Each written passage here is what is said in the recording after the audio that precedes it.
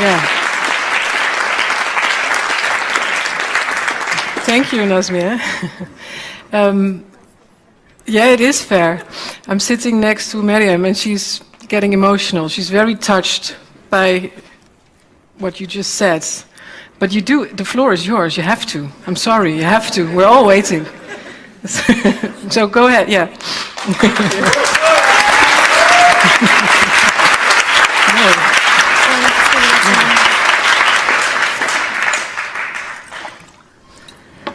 Thank you very much. I'm not sure I should be here because, you know, that was so beautiful and so wonderful, and I don't think I can add any more, but I'll try. It's such an honor to be here amongst you and amongst these wonderful women. Seriously, I'm feeling very emotional, and I wanted to just talk to you about a few things that have been on my mind, and I think the mind of many of you, if you come from our backgrounds and you've had to deal with both pressures within the so-called community, but also with those who are trying to silence and censor you. And I want to start with the fight against Christianity and for women's rights.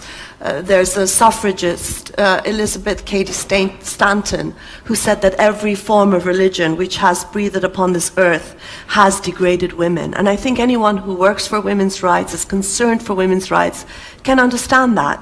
And if you look at the recent attempts in Ireland to abolish restrictions on abortion, it's very clear that the church is there against women's reproductive rights. And when women in Ireland win their right to abortion, it is seen as a loss of influence of the Catholic Church. If you look at the movement for the right to women's vote, the suffragette movement, it was very much a movement against the church, against Christianity. You have cases where the suffragettes even attacked churches and put bombs in churches. I'm not advocating that, but I just want to say that this is the sort of challenge that women felt the church was giving, that its ideology and also its links with the state meant that it was one of the forces to fight against. And the American suffragette, again, Elizabeth Cady Stanton, she said the Bible and the church have been the greatest stumbling blocks in the way of women's emancipation. But say that about Islam. And I say it, and I know many of you will say it, the Quran, Islam and Islamism is one of the greatest stumbling blocks in the way of women's emancipation. But can you say it? And sometimes it's very difficult, and it's very clear if you look at the Quran, like all religious texts, the Bible, the Torah, it is full of misogyny. It is obsessed with women and controlling women and their sexuality. There's a surah in the Quran, you all know about it, which allows for wife beating if you're disobedient. There's the hadith, many hadith, sayings and actions of Muhammad, Islam's prophet, which talks about women in such negative and derogatory ways, including, I have left behind no fitna, more harmful to men than women. That's us, we are their greatest fitna.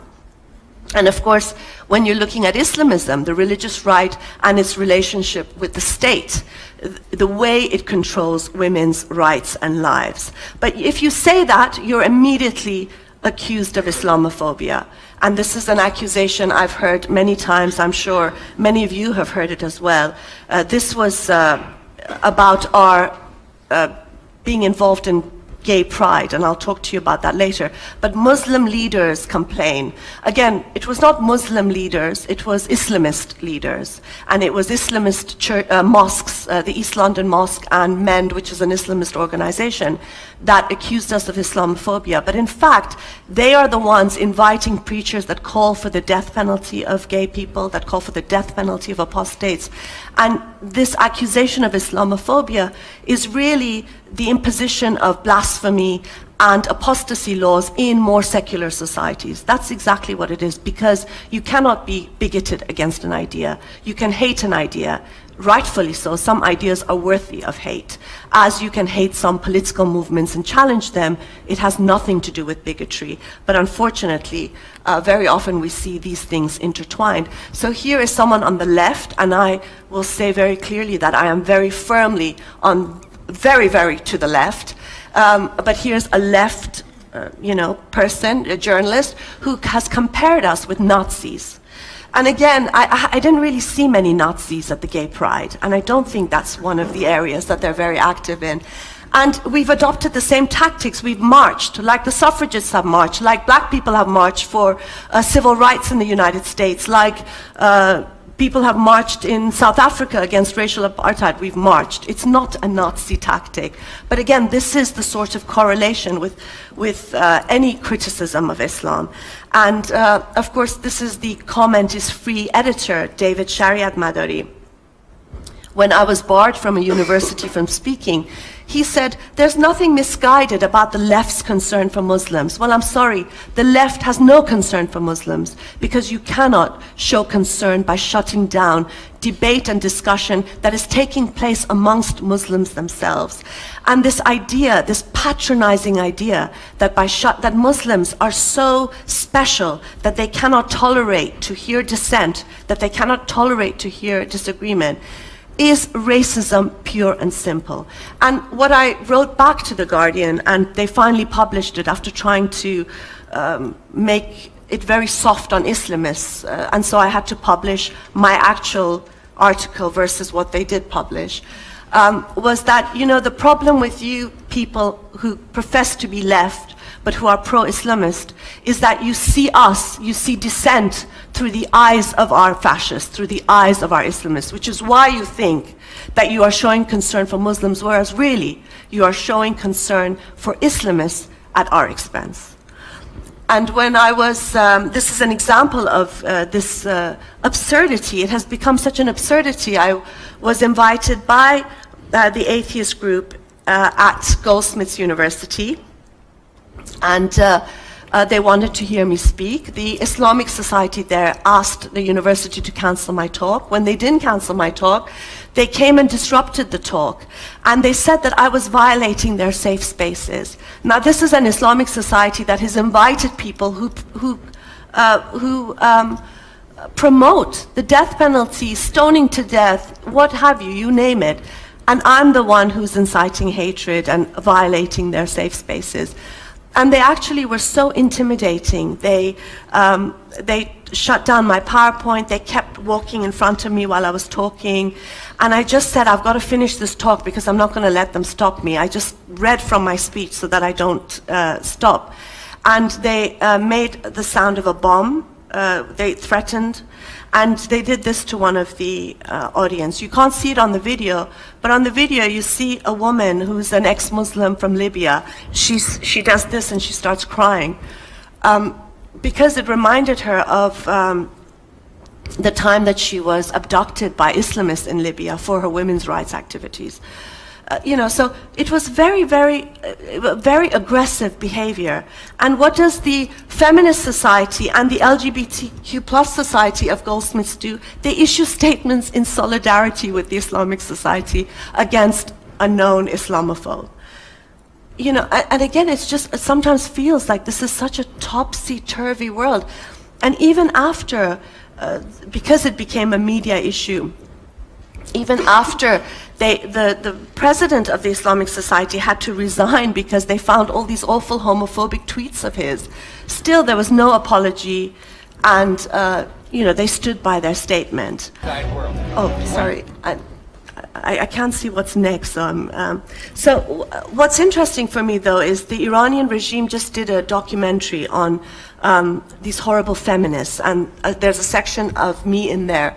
But what's interesting is I want you to listen to what they say in this documentary, because they are parroting what this so-called pro-Islamist left says about us and those who are dissenting. اغلب نیروهای چپ از آنچه در ایران به عنوان جنبش فمینیسم مطرح شده حمایت نمی‌کنند، چون که می‌دانند آنچه در ایران مطرح شده در واقع یک حرکت راستگرا از جریان سلطه جهانی با حمایت آژانس‌های اطلاعاتی به قصد اسلام ستیزی و کاملا استعماری است. کمپین آزادی‌های یواشکی زنان در ایران 1 ساله شد. در واقع در دیدگاه جریان نوین استعماری، فرهنگ شرقی و اسلامی و نمادهای آن مانند حجاب فرهنگ پست‌تر و فرودست‌تر محسوب می شود و فرهنگ غربی به عنوان فرهنگ برتر به جهانیان معرفی می شود. این جبهه‌آرایی کاملا تکرار تاریخ استعمار است که حالا در قالب نوین باز تعریف شده است. It's a field like a hunting field. What it is with red light district is, girls behind windows will give you a pleasant time for a certain amount of money that you want to. It's always good,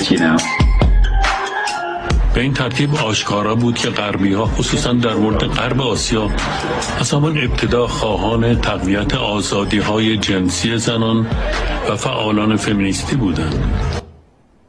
Again, so you can see they're using the arguments of this pro-Islamist left, saying that the demand for women's liberation, the demand for women to have rights over their own bodies, is basically prostitution.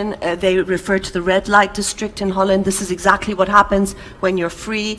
And the fact that it's neocolonialism and an imposition of Western culture over what's seen to be inferior. And again, these are the arguments that the pro-Islamist left often do. And what we always argue back is, look, these are universal demands. These are things that people are fighting for who might never even have come to the West.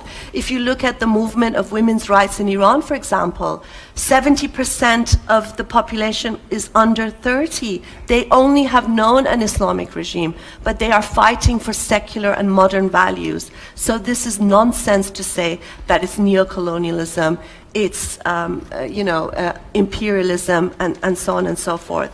And I think what has to be very clear, because this pro-Islamist left so often conflates and erroneously promotes this issue, is that, look, if you criticize an idea, and religion is an idea, if you criticize a far-right movement, and Islamism is a far-right movement, it has nothing to do with bigotry, it has everything to do with the right to dissent. It has everything to do with the right to dissent. And I think one of the problems is that we live in a world now where it's the Iraqization of the world, where the world has been divided into various ethnicities and groups, religious groups. There is no longer a concept of citizenship, there's no longer a concept of individual rights, and it's group rights and culture and religion take precedence and are given precedence than individual human rights. And I think this is one of the main issues that we face today, this idea that things, societies and communities are culturally relative. That's their culture, that's their religion. Leave it to them. Let them do what they want.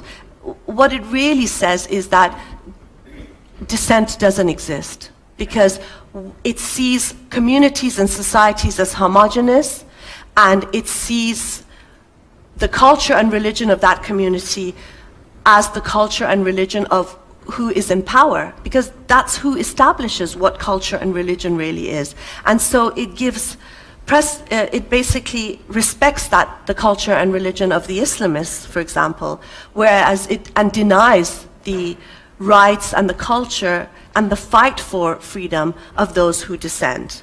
And of course, dissent is something that has taken place historically in Europe, in the Middle East, in North Africa. There is a long history of dissent, particularly dissent against religion. Here's a wonderful cartoon of Mullah Nasruddin. It's from 1906, and it shows the Hajj to Mecca, and look who's leading it, the prime donkey. You've got, for example, the Iranian writer, atheist writer Sadiq Hidayat, who said heaven is the best excuse to make the world into hell. I mean, there is a long history, Furuq Farrokhzad that you just read out, there is a long history of dissent, and it's dissent against women's status in countries under Islamic rule. This is a photo from Mahshad Afshar, and it's called the cursed seal. You know, women have this seal of a cursed seal on them. And it's a dissent against Islam in power, you know, which sends out morality police to control and police women. If it's women's culture, why do they need so many morality police? It's dissent against the complete erasure of women from the public space. Philip Toledano, he's an artist, and he took photos of commodities that are sold in shops in Iran where women's image is completely blacked out. And when you think about it, the chador is really the fabric blacking out of women from the public space. There's dissent against this attitude that an unveiled woman is like a lollipop covered in flies, or that an unveiled woman is like a potato. You know, this sign says, potatoes always get worms in them because they have such thin skin. But look at an onion. It has so many layers. So sisters, you should be onions. And again, this long-standing dissent against gender segregation. You know, in the West, we often hear how it's a right and a choice. We had a big battle in the United Kingdom against Universities UK, which regulates universities. And they had said if a speaker wants the room segregated because it's their religious beliefs, the university has to abide. And we fought against it and won. But the idea that it, you know, segregating people based on gender is fine, it's not. It's like racial apartheid. It's a form of gender apartheid. Diane Nash, who was a civil rights movement during the U.S. Civil rights movement against racial segregation there. She said segregation was humiliating. Just the reality of signs that said you couldn't use front doors or you couldn't use this water fountain implied that you were subhuman.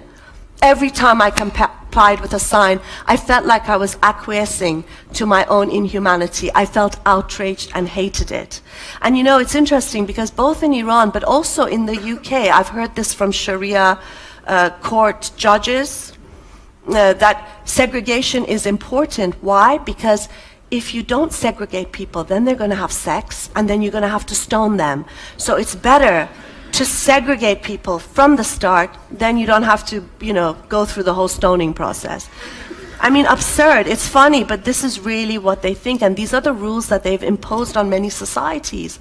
You know, here's a wonderful cartoon, shows corruption and money being stolen to Canada, acid being thrown in women's faces, beating up freedom protesters, hangings, floggings, but a strand of a woman's hair and rivers run dry. And the Iranian government actually has blamed, you know, women not properly veiling for why rivers have been running dry in Iran. So of course we see all religions are, you know, target women. They're obsessed with women, constantly trying to police and manage women. And I think because in a way it's one of the most visible signs to show that they're in power, to show that they're in charge. But also, interestingly, women are at the front lines of resistance. And I think tonight we have many of those women here as well, which is so wonderful. It's just a glimpse of the many of us that are out there. This is a wonderful cartoon of, you know, a woman puncturing the wheel of a security agent in Iran. And of course, there are so many examples of this dissent, the dissent that is not just coming from non-believers, but also from believers, because believers also want secularism. They also need secularism. And these are women, Muslim women, who have organized against the triple talaq rule in India, which is when a man can say, I divorce you, I divorce you, I divorce you 3 times, and a woman loses everything. And they've actually won this battle, and there's a wonderful film called 3 Seconds Divorce. I urge you to watch it because it shows their courageous battle against this. There's the movement against polygamy, also by Muslim women as well as non-believers. There's movements against religious rules in Afghanistan. This is a wonderful banner which just shows, you know, the constant challenge. When you're defending women's rights, there's this constant challenge against religion. It says the filthy hands of the merchants of religion need to be removed from our country, so we don't have any more Farkhondes and Rakhshanes. And Farkhonde is a woman who was accused of blasphemy, and she was attacked violently and brutally by a mob, even though she actually was a believer. And Rakhshana was a woman who was stoned to death by the Taliban. So there's this constant dissent, the dissent against gender segregation and the demand of women to go into sports stadiums in Iran, for example. And iconic, I think you all have seen this photo of women in Iran. This is of Vida Mowahedi, who are opposing compulsory veiling and demanding the right to not wear the veil if they don't want to. This is a wonderful sign of that same movement. She's unveiled in front of a sign that says, "Sisters, please respect your Islamic hijab." And of course, men have joined this movement, saying, why should women be veiled? Veiling next to the unveiled woman in their lives.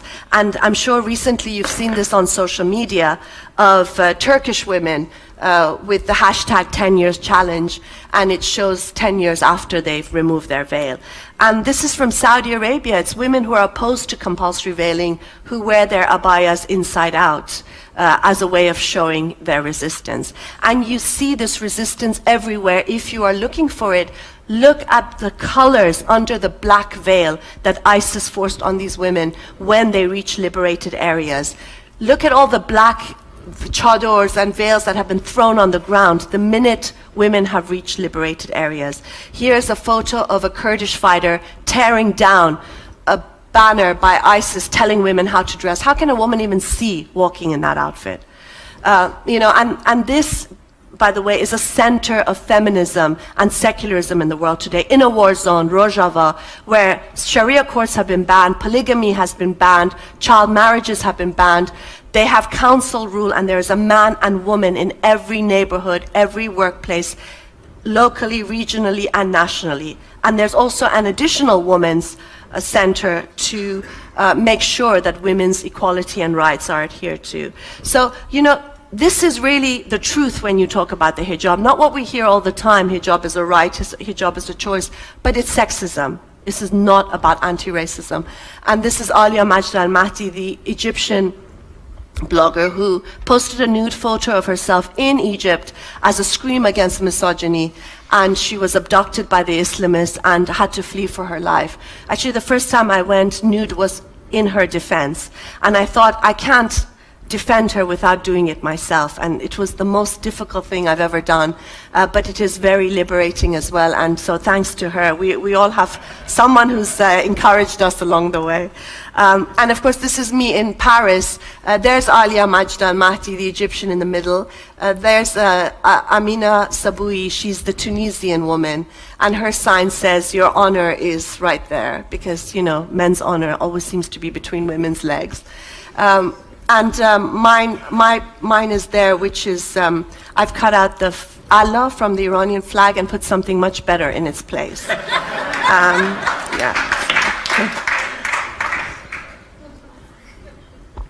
And of course, another form of dissent, is this movement for atheism. It's punishable by death in 13 countries. Somalia is there, yes.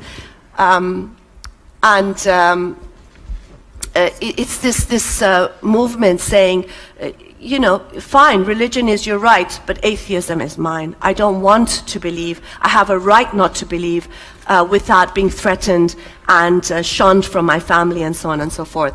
A film was made by Dia Khan, a wonderful Muslim woman filmmaker, Islam's Non-Believers, and I'll show you a small clip here. There's a battle going on in Muslim communities in Britain and across the Islamic world. A hidden struggle between religious fundamentalists and a group of people who are heading in the opposite direction. They are ex-Muslims, people who are leaving Islam entirely. They are forced to live in the shadows. They locked me in the house and they hit me. I don't think it would be that hard for them to kill me. I have 4 head stabs, like machete wounds on my head. You are going to get shunned. You are going to get mistreated. I found an underground resistance movement who defy fundamentalists here and across the Islamic world. Internet and social media is our battleground. Our numbers are growing each and every day. Just because we're silent doesn't mean we don't exist. Nastik murtad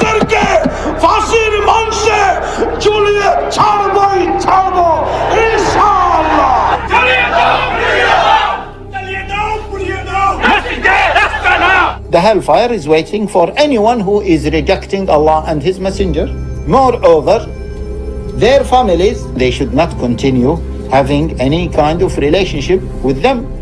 This is a time bomb of young people who are being traumatized, really. Issue of ex-Muslims, I think one of the things that's really brought it to center stage is social media, is the internet. The internet and social media is doing to Islam what the printing press has done to Christianity. And as a result, we are seeing a tsunami of atheism, really.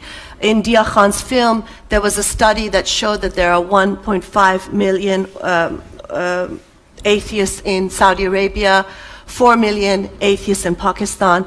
And of course, this is something that governments are feeling very clearly. You know, the Saudi government has equated atheism with terrorism. The Egyptian government has set up a Ministry of Education and Youth project to eliminate atheism in Egyptian society. And the word tsunami is something that I actually got from an Iranian paper about their concern for a tsunami of atheists. And so when we, a few years ago, set up this hashtag, ex-Muslim because, we thought, let's do it a little early because we don't know how many people will actually join in, maybe 100. So let's start it a few days before December 10th and see what happens. And it went viral. There were 120,000 tweets from 65 countries, people saying, ex-Muslim because I'm a woman, ex-Muslim because bacon, ex-Muslim because no 72 virgins for me. And of course, many other very serious messages. Some were very heartbreaking.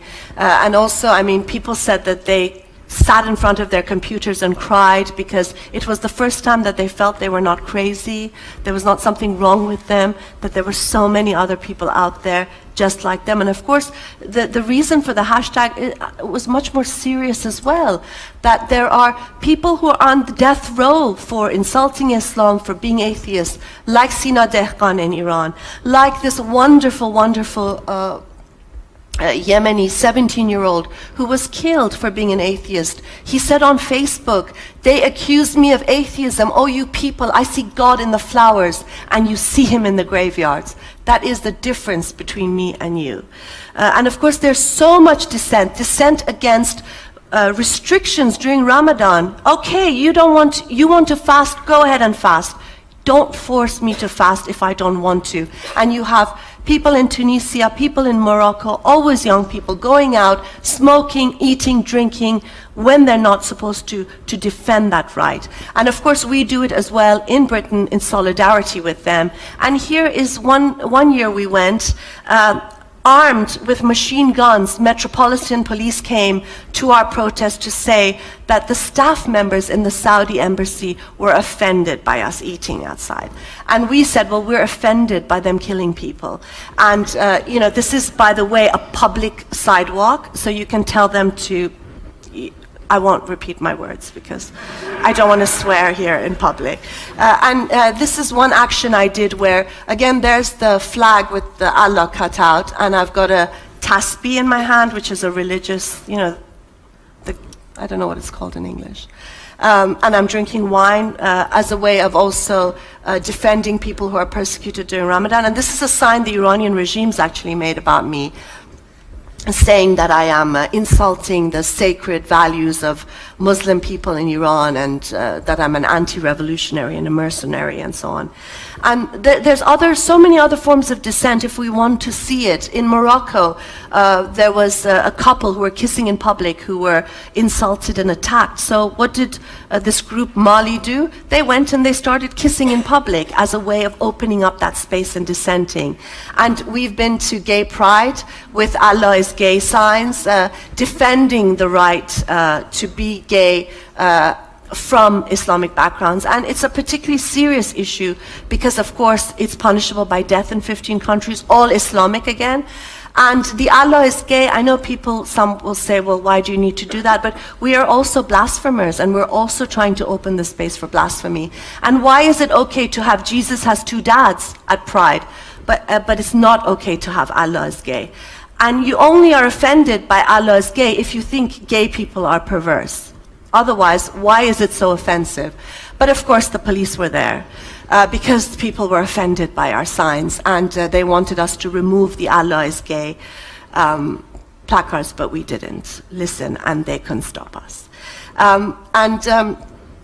So I'd like to show you, this is a clip from the documentary that the Iranian regime made. شورای مسلمانان سابق این خودش به نوعی مذهب و سیاسی نمیکنه. خود من راستش بخوایم از این واژه مسلمان سابق خوشم نمیاد. یعنی چه؟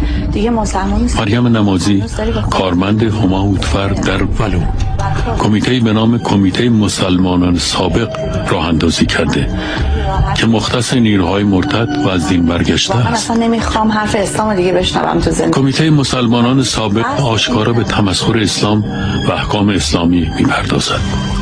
شما شخصا چندین بار از این مسئله استفاده، یعنی از این ابزار، یعنی از پیکر استفاده کردین برای اعتراض؟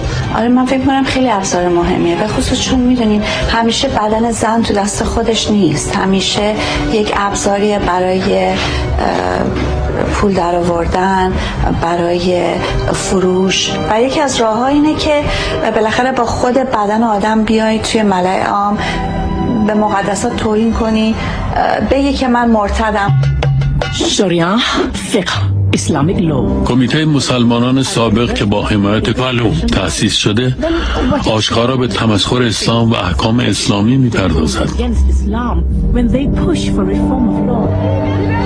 خود مریم نمازی شخصا در پاریس و در محوطه موزه لوور برهنه شد.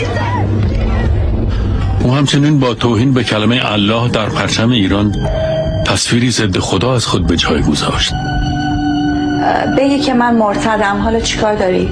من حق دارم مرتد باشم، حق دارم از بدنم به طوری که خودم تصمیم گرفتم استفاده کنم، و به نظرم این یه درسیه. So again, it's, you know, this, first of all, it's full of lies because I've never met Homa Hotfar, but supposedly I'm an employee of hers. And women living under Muslim laws, I actually don't agree with many of their things. And I don't think they agree with a lot of things I say, but they've sort of connected us all because they always try to show that it's some sort of Western conspiracy and not, you know, people taking up the fight for women's rights and equality. And I think this accusation of offense, which we heard from the police, which we hear from Saudi officials, those complaining at our presence in Pride, this is something that is often used to silence and shut down debate, as is Islamophobia. And as I mentioned before, it is really seeing dissent through the eyes of the Islamists. Now, Southall Black Sisters, which is a wonderful left women's rights group in the UK, their slogan is "Our culture, struggle, not submission." And Pragna Patel at a recent conference, she's the founder of SBS, said the very idea of dissent is vital to a secular democracy. And protecting the right to dissent without fear or intimidation, violence, retribution is central to the democratic process and governance. The absence of difference and dissent is totalitarianism, despotism and tyranny. So this idea that there is this long tradition of dissent, we belong to that long tradition of dissent. It's not Islamophobic, it's not bigotry, but it's the right to challenge particularly religion and power that's so crucial. It's this fight to say that freedom of religion, freedom of conscience also includes the right to be free from religion. And also that freedom of expression, when you defend it, it means also the right to mock, to ridicule, and to criticize religion. As Rosa Luxemburg said, freedom is always and exclusively freedom for the one who thinks differently. And of course, secularism is so key in this movement of dissent, a secular, modern challenge to the religious right, whether it's Islamism, whether it's the Christian right in the US, the Jewish right, the Hindu right, and of course the Buddhist right. And central to all this, what distinguishes us particularly from the far right, because that is rightly a concern, the racism and bigotry against Muslims and migrants, is this insistence on secularism, the insistence on citizenship, and rights for everyone, irrespective of background, irrespective of whether they're migrants, refugees, and what have you. And of course, this insistence on universal values and rights. I want to end quickly with a video from a protest in Iran Le 8 mars, c'est ni un jour de l'Est, ni un jour de l'Ouest. In 1979. 1980, sorry. À l'aube de la Révolution, les femmes sont oubliées. Nous sommes des femmes iraniennes, nous ne resterons pas enchaînées. Sans la libération des femmes, la révolution n'a aucun sens. D'autres slogans, nous ne voulons pas de voile obligatoire. Les femmes luttent et leurs luttes sont victorieuses. La police a tiré des coups de feu en l'air et essayé de les faire reculer. Les femmes ont crié, nous n'avons pas peur, nous n'avons pas peur. Et ce jour-là, dans Téhéran, partout, des femmes discutent passionnément. Une femme qui ne porte pas le voile nous a dit « Manifester dans les rues contre le voile, ça a été l'occasion d'une grande tendresse et d'une grande solidarité entre nous. Le voile, c'est une histoire d'homme. » So I think what's very clear here is that the movement against compulsory veiling today is really a continuation of that movement. Now, on February 14th, Valentine's Day, it's the 30th anniversary of the death fatwa against Salman Rushdie.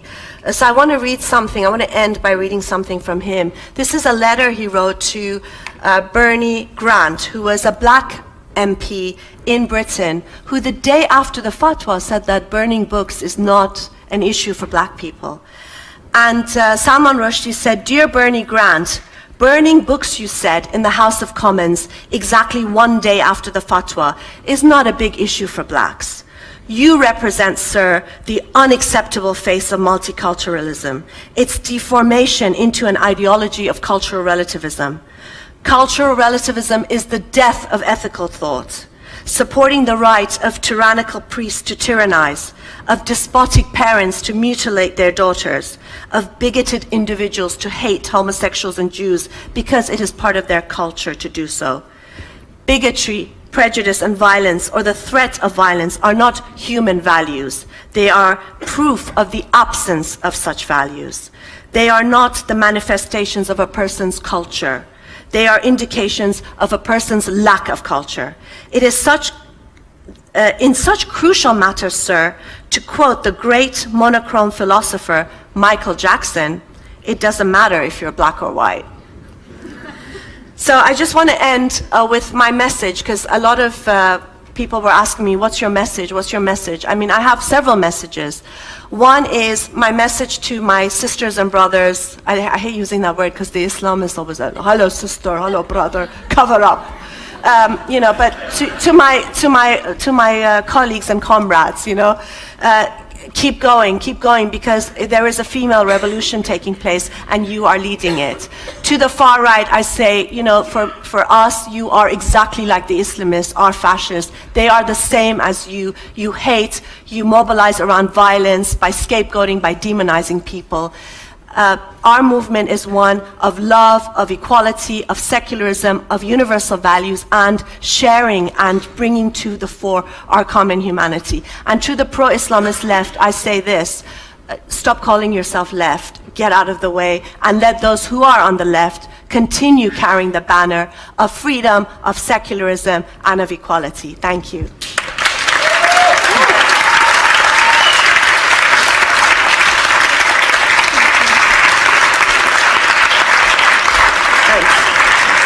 Oh, I'm coming back. Yeah. Before you go.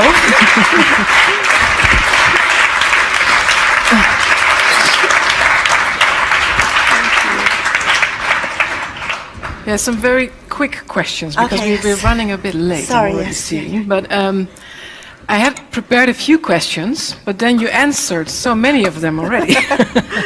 One of them was why you used but you already explained it in your lecture, why you use the term tsunami of atheism. Oh, yeah.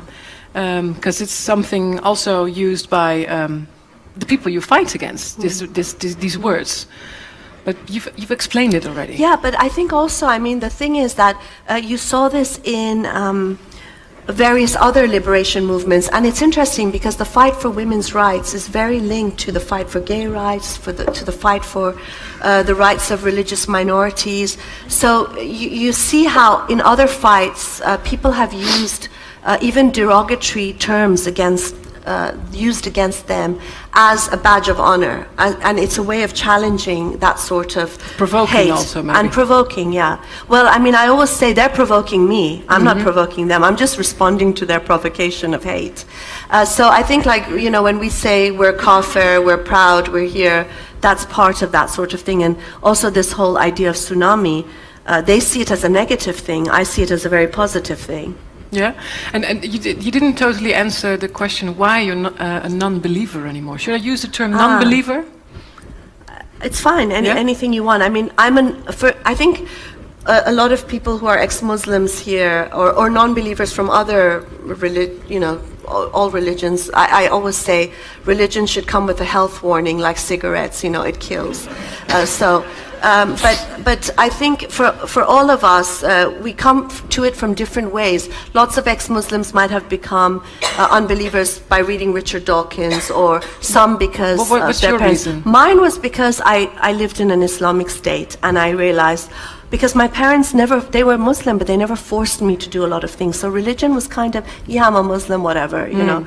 But with the Islamic State, you just realize how scary it can be and how much of a disaster it is for people's lives. And so that's what really got me to reject it all.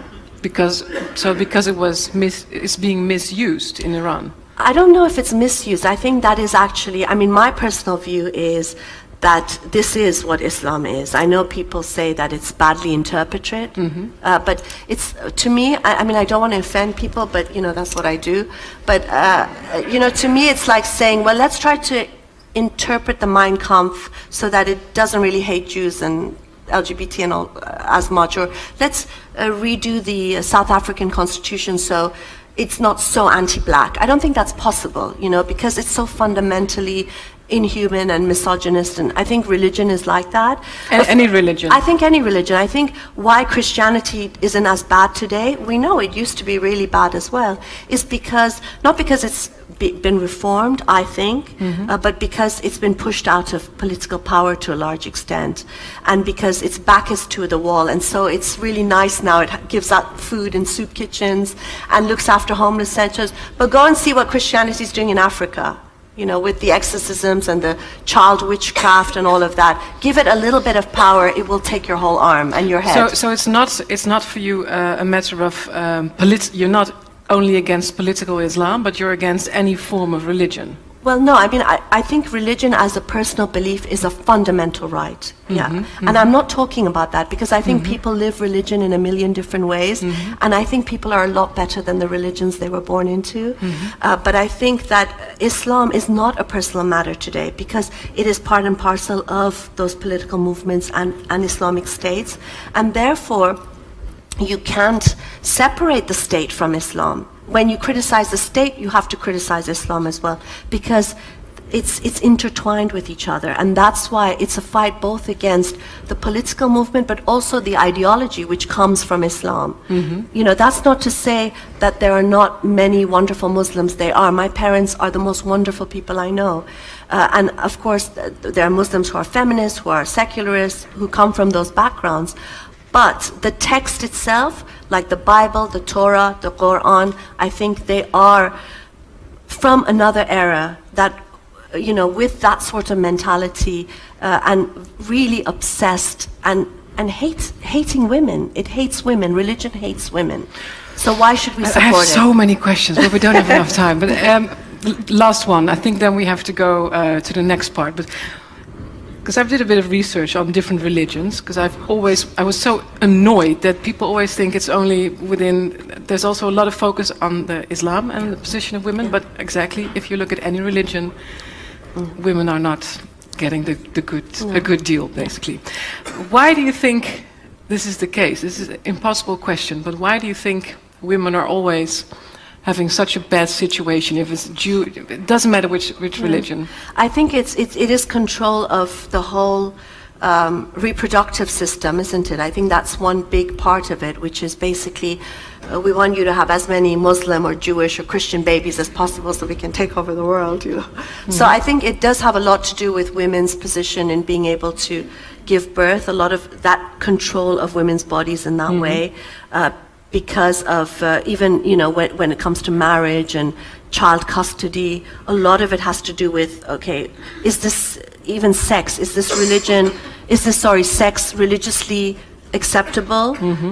Because in Islam, a husband can do anything he wants with his wife. But if you do it, even have a loving relationship outside of that marriage relationship, it's not allowed. And it's dealt with very, very severely. So I think, again, it is that sort of control. Does it not make sense? No. No. No. But it's a big question. Yeah. Maybe we have some time later on. I think it's we're going to the next part, and then we have a panel discussion, so we can answer some more questions. Thank you very much so far. Thank you. Yeah, let's give a big applause for Maryam.